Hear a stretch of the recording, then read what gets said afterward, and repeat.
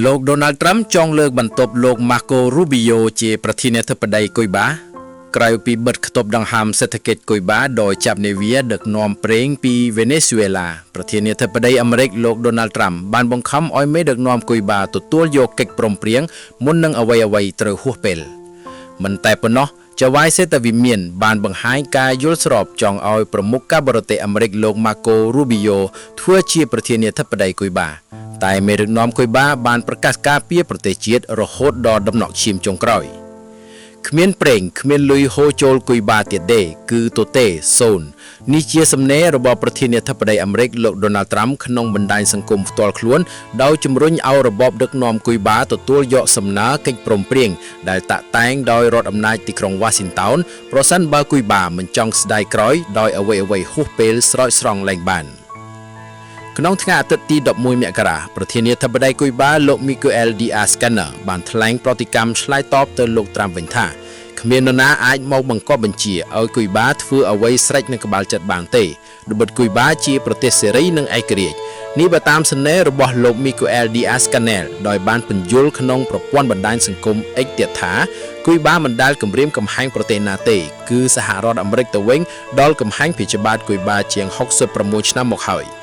ប្រឈមនឹងការចង់ផ្ដួលរំលំពីអាមេរិកលោក Miguel Diaz-Canel បានសន្យាថានឹងតស៊ូការពារប្រទេសជាតិរហូតដល់ដំណក់ឈាមចុងក្រោយបន្ទាប់ពីចាប់ខ្លួនប្រមុខរដ្ឋវេណេស៊ុយអេឡា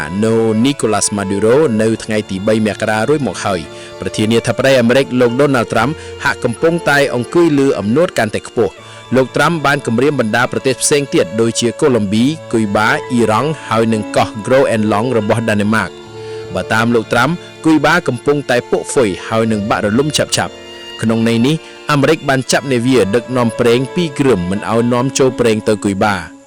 គួរជ្រាបថាគុយបានិងវេណេស៊ុយអេឡាមានទំនាក់ទំនងគ្នាយ៉ាងជិតស្និទ្ធជាថ្នូរទៅប្រេងគុយបាបានផ្ដល់ជំនួយសុខភាពអប់រំនិងផ្នែកសន្តិសុខទៅឲ្យវេណេស៊ុយអេឡាជាក់ស្ដែងចាប់តាំងពីឆ្នាំ1990រហូតមកគឺមានអង្គរៈគុយបាមិនតិចឡើយដែលដើរការពារអិសរាជជនមេដឹកនាំវេណេស៊ុយអេឡាអាស្រ័យហេតុនេះទៅក្នុងប្រតិបត្តិការយោធាអាមេរិកពីថ្ងៃទី3មករានៅក្រុងការ៉ាកាសលោក Donald Trump បានប្រកាសថាទាហាននិងក្រុមរក្សាសន្តិសុខគុយបាច្រើនអ្នកបានស្លាប់ដោយមានការប្រជុំគ្នានិងរិះគន់ជាមួយនឹងគុយបាចំនួន32នាក់និងយោធាវេណេស៊ុយអេឡា23នាក់ស្លាប់នៅក្នុងការវាយប្រហាររបស់ទ័ពអាមេរិក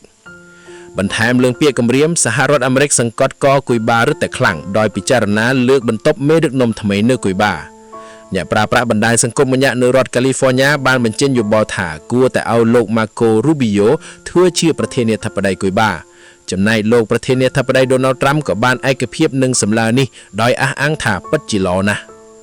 រដ្ឋមន្ត្រីការបរទេសអាមេរិកលោក Marco Rubio មានដើមកំណើតជនជាតិគុយបាប្រសូតនៅក្នុងឆ្នាំ